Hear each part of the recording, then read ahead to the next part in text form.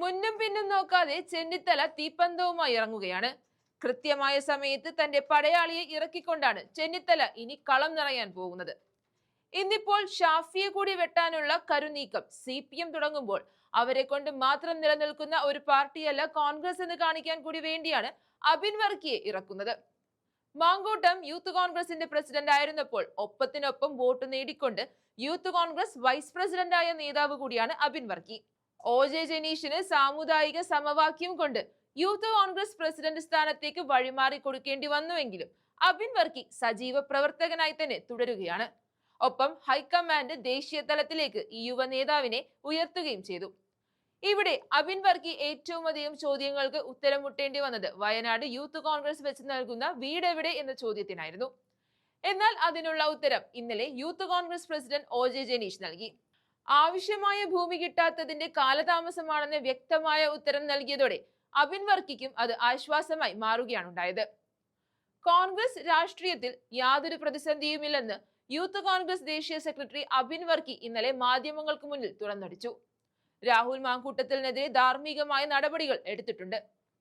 എന്തുകൊണ്ടാണ് മുകേഷിനെ CPM പുറത്താക്കാത്തത്? പത്മകുമാറിനെ എന്തുകൊണ്ട് പുറത്താക്കുന്നില്ല? ഇപ്പോഴും ജില്ലാ സെക്രട്ടേറിയറ്റ് അംഗം തന്നെയല്ലേ അദ്ദേഹം? മാധ്യമങ്ങളാണ് രാഹുൽ മാങ്കൂട്ടത്തിൽ വിഷയത്തിൽ നിൽക്കുന്നത്. കോൺഗ്രസിന്റെ വിഷയം സ്വർണ്ണപ്പാളിയാണെന്നും അബിൻ വർക്കി വ്യക്തമാക്കി. യൂത്ത് കോൺഗ്രസ് പ്രസിഡന്റ് സ്ഥാനത്തേക്കുള്ള മത്സരത്തിലെ വിവാദങ്ങൾ തീർന്നിട്ട് 2.5 കൊല്ലമായി. അതിൽ കൂടുതൽ പ്രതികരണത്തിനില്ല. പഴയതിലേക്കൊന്നും തിരിച്ചു പോകാനോ പോസ്റ്റ്മോർട്ടം നടത്താനോ ആഗ്രഹിക്കുന്നില്ല. പീഡനത്തിന്റെ തീവ്രത അളക്കുന്ന മെഷീനുമായി ഇറങ്ങിയവരാണ് ഞങ്ങളെ ധാർമ്മികത പഠിപ്പിക്കാൻ വരുന്നത്. ആ പ്രതികരണം ഒന്ന് കണ്ടു നോക്കാം. പങ്കെടുക്കുകയോ അല്ലെങ്കിൽ ഒരു ഉദ്ഘാടനം ചെയ്യുകയോ അങ്ങനെ ഒന്നും ശ്രീ രാഹുൽ മാങ്കൂട്ടത്തിൻ്റെ ഭാഗത്തുനിന്ന് ഉണ്ടായില്ല. പ്രാദേശികമായി പാലക്കാട് ഇപ്പോൾ അയാളുമായി വ്യക്തിപരമായ ബന്ധമുണ്ടായിരുന്ന ആളുകൾ ചില പരിപാടികളിൽ അയാളെ വിളിച്ചിട്ടുണ്ട്.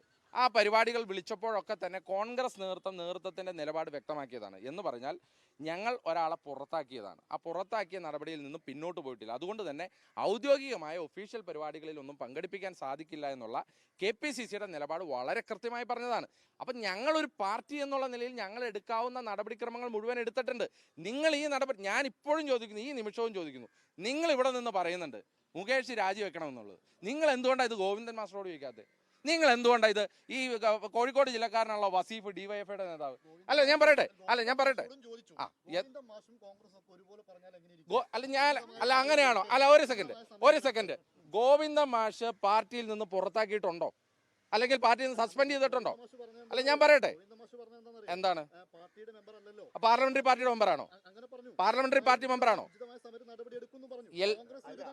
ഒരു സെക്കൻഡ് ശരി ഞാൻ പറയാം. അതായത് LDFന്റെ പാർലമെന്ററി പാർട്ടി ബോർഡ് മെമ്പറാണോ മുകേഷ്? അതെ.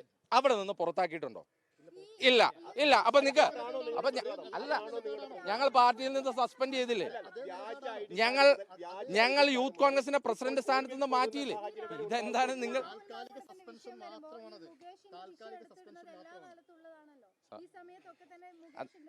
അല്ല അങ്ങനെയാണെങ്കിൽ ഞങ്ങൾ ചെയ്യേണ്ടിയിരുന്നത് എന്താ?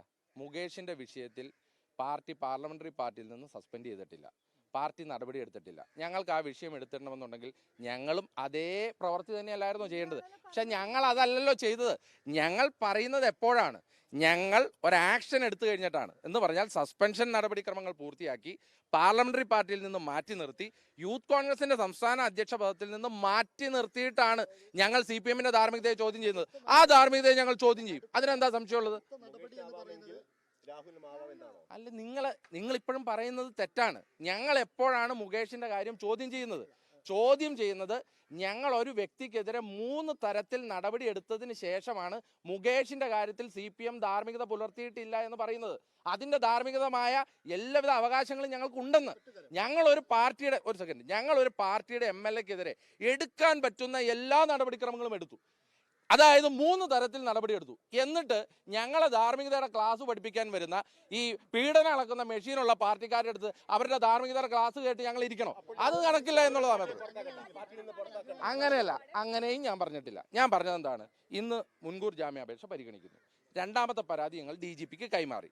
ഈ രണ്ട് വിഷയത്തിലും പോലീസും കോടതിയും എന്താണോ നടപടി എടുക്കുന്നത് അതിനനുസരിച്ച് അടുത്ത ഘട്ട നടപടി ഉണ്ടാകും. എന്താ സംശയം? അതിനകത്ത് വേറെ വല്ലതും പറയാനുണ്ടോ? ഇത്ര ക്ലാരിറ്റി ഉള്ളൊരു ഞാനൊരു കാര്യം ചോദിച്ചോട്ടെ, ഇത്ര ക്ലാരിറ്റിയോടുകൂടി ഒരു നിലപാട് കേരളത്തിലെ ഏത് രാഷ്ട്രീയ പാർട്ടി പറഞ്ഞിട്ടുണ്ട് ഈ വിഷയത്തിൽ? ഒരു സ്ത്രീ വിഷയത്തിലാവട്ടെ, അഴിമതി വിഷയത്തിലാകട്ടെ, ഇത്ര ക്ലാരിറ്റിയോടുകൂടി വേറെ ആർക്ക് സംസാരിക്കാൻ പറ്റിയിട്ടുണ്ട്? BJPക്ക് സംസാരിക്കാൻ പറ്റിയിട്ടുണ്ടോ? ഇല്ലെങ്കിൽ CPMന് സംസാരിക്കാൻ പറ്റിയിട്ടുണ്ടോ? അപ്പം നിങ്ങൾ ഇതുകൂടി ചോദ്യം ചെയ്യണം എന്നുള്ളതാണ്. ഞങ്ങൾക്ക് നിങ്ങൾ എത്ര ചോദ്യം ചോദിച്ചാലും ഈ വിഷയത്തിൽ ചോദിച്ചാലും ഞങ്ങൾക്ക് വ്യക്തമായ ഉത്തരവുണ്ട്. ഇന്നിപ്പോൾ കോടതി പരിഗണിക്കാണല്ലോ, ഇന്നിപ്പോൾ രാഹുലിന് തിരിച്ചടി ഉണ്ടാവുകയാണെങ്കിൽ ഉചിതമായ നടപടി എടുക്കാൻ യൂത്ത് കോൺഗ്രസ് ദേശീയ നേതൃത്വം അങ്ങനെ ഒരു നിർദ്ദേശം വെക്കും. ഹൈപ്പോത്തറ്റിക്കലായ ചോദ്യങ്ങൾക്ക് പ്രസക്തിയില്ല. ഒന്ന്, കോടതി എടുത്തു കഴിഞ്ഞ് കോടതിയുടെ ഭാഗത്തു നിന്ന് ഇപ്പോൾ ഒരു വക്കീൽ എന്നുള്ള നിലയിൽ ഇന്ന് സംഭവിക്കാനിടയുള്ള ഒരു പ്രൊസീജിയറുകളെ കുറിച്ച് എനിക്കറിയാം. അതൊരു കേസിൽ സ്വാഭാവികമായി സംഭവിക്കുന്നത്. അതിപ്പോൾ രാഹുലിൻ്റെ കേസായിക്കൊള്ളട്ടെ, മറ്റ് കേസുകളായിക്കൊള്ളട്ടെ, ഇന്ന് കോടതിയുടെ പരിഗണനയിൽ വന്നു എന്നോർത്ത് ഇന്ന് തന്നെ വിധി പറയണമെന്നൊന്നും യാതൊരു വിധത്തിലുള്ള നിർബന്ധവുമില്ല. പല വിധത്തിലുള്ള പ്രൊസീജിയറൽ നിയമപരമായ വഴികളുണ്ട്. ഞാൻ വളരെ വ്യക്തമായി പറയുന്നു, ഇപ്പോൾ ആ വിഷയത്തിൽ കോടതി ഒരു നിലപാടെടുത്താൽ ഞങ്ങളിത് ബൂർഷാ കോടതിയാണെന്ന് പറയാനോ അല്ലെങ്കിൽ കോടതിയെ വെല്ലുവിളിക്കാനില്ല. അതിൻ്റെ അടിസ്ഥാനത്തിലുള്ള ഏറ്റവും അടുത്ത ഘട്ടത്തിലുള്ള നടപടി അത് പാർട്ടി നേതൃത്വം ആലോചിച്ചെടുക്കും. രണ്ട്, ഇപ്പോൾ ഞങ്ങൾ DGPക്ക് കൈമാറിയിരിക്കുന്ന പരാതി, ആ പരാതിയിലും പോലീസ് എന്ത് തരത്തിലുള്ള നടപടിക്രമങ്ങൾ എടുത്താലും ആ നടപടിക്രമങ്ങൾ എടുത്താൽ ഞങ്ങൾ അതിനെ യാതൊരു തരത്തിലും അതിനെ പ്രതിരോധിക്കാൻ നിൽക്കില്ല. മറിച്ച് പോലീസിനൊപ്പം തന്നെ ആ നടപടിക്രമത്തിനൊപ്പം നിൽക്കും എന്നുള്ള കാര്യത്തിൽ സംശയമില്ല. ഒറ്റ കാര്യത്തോടെ ഞാൻ പറയാം, ഈ പണ്ട് വടക്കാഞ്ചേരി ലൈഫ് മിഷൻ കേസിൽ ഒരു പരാതിക്കാരി വന്നായിരുന്നു. പരാതിക്കാരിയുടെ പേര് നീതു ജോൺസൺ എന്നായിരുന്നു. നിങ്ങൾ ആരെങ്കിലും ആ നീതു ജോൺസൺ ഇതുവരെ കണ്ടിട്ടുണ്ടോ? എനിക്ക് കേരളത്തിലെ പത്രമാധ്യമങ്ങളോടാണ് ചോദിക്കാനുള്ളത്. നീതു ജോൺസനെ ആരെങ്കിലും കണ്ടിട്ടുണ്ടോ? ഇതുപോലെ തന്നെ ഈ തൃക്കാക്കര ബൈ ഇലക്ഷൻ്റെ സമയത്ത് ഒരു വീഡിയോയുമായി ബന്ധപ്പെട്ട് ഒരു വിഷയമുണ്ടായിരുന്നു. അവർ പറഞ്ഞു അതാ UDF ആണെന്ന് പറഞ്ഞു. നിങ്ങൾ അതുണ്ടാക്കിയ ആളെ ഇതേവരെ പിടികൂടിയിട്ടില്ല എന്ന് പറയുമ്പോൾ പോലീസ് ഇതൊക്കെ ഈ ഓർമ്മകളൊക്കെ നിലനിൽക്കുമ്പോൾ തന്നെയാണ് പാർട്ടി ഈ പരാതി DGPക്ക് കൈമാറി. DGP എന്ത് തരത്തിലുള്ള നടപടിക്രമങ്ങൾ എടുത്താലും ഞങ്ങൾക്ക് തീവ്രത അളക്കുന്ന മെഷീനില്ല, ഞങ്ങൾക്ക് ഞങ്ങളുടെ സ്വന്തമായ കോടതി മുറികളില്ല. ഞങ്ങൾ ഇന്ത്യൻ ജനാധിപത്യത്തിലും ഇന്ത്യൻ ഭരണഘടനയിലും വിശ്വസിക്കുന്നവരാണ്. ആ ഭരണഘടനയും ജനാധിപത്യവും നിയമവും എന്താണോ പറയുന്നത് അതിനനുസരിച്ച് ഞങ്ങൾ പ്രവർത്തിക്കും.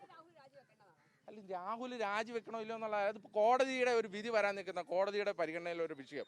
അത് പിന്നെ രാഹുലിന് ഇപ്പോൾ ഒരാളെ പാർട്ടിയിൽ നിന്ന് സസ്പെൻഡ് ചെയ്തിരിക്കുന്ന, പാർലമെന്ററി പാർട്ടിയിൽ നിന്ന് നീക്കിയിരിക്കുന്ന, ഞങ്ങളുടെ എല്ലാ ഘടകങ്ങളിൽ നിന്നും മാറ്റിയിരിക്കുന്ന ഒരു MLA അയാൾ രാജിവെക്കണമെന്ന് അയാളുടെ വ്യക്തിപരമായ അഭിപ്രായം കൂടി ഉണ്ട് അതിനകത്ത്. അപ്പോൾ അതുകൊണ്ട് ഇനി അതിനകത്ത് ഞങ്ങൾ പറഞ്ഞല്ലോ, ഞങ്ങളൊരു നിലപാട് പറയണമെന്നുണ്ടെങ്കിൽ ഇതിൻ്റെ അടുത്ത ഘട്ടം വരും. ഈ ഒരു ഘട്ടം വരേക്കും എടുക്കാൻ പറ്റുന്ന എല്ലാ നിലപാടുകളും ഞങ്ങൾ എടുത്തിട്ടുണ്ട്. അത് വളരെ ക്ലാരിറ്റിയോടുകൂടി തന്നെയാണ് എടുത്തിരിക്കുന്നത്.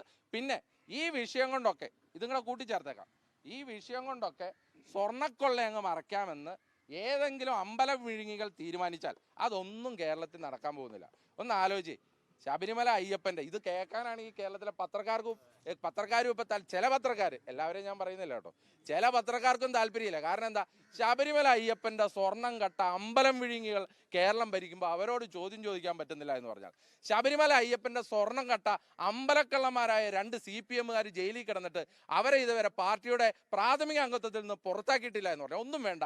കേരളത്തിലെ സർക്കാർ ഇതുവരെ അല്ലെങ്കിൽ CPM പാർട്ടി ഇതുവരെ അവരെ തള്ളിപ്പറഞ്ഞിട്ടില്ല എന്ന് പറഞ്ഞാൽ ഈ വിഷയങ്ങൾ കൊണ്ടൊക്കെ ആ അമ്പലക്കൊള്ള കേസങ്ങ് മറക്കാമെന്ന് വെച്ചാൽ അത് നടക്കാൻ പോകുന്നില്ല. അമ്പലക്കൊള്ളക്കാരോട് കടക്ക് പുറത്ത് എന്ന് ജനം പറഞ്ഞുകൊണ്ടിരിക്കുന്ന സമയമാണ്. അതുകൊണ്ട് പുറത്താക്കിയിട്ട് ഞങ്ങൾ അടങ്ങും.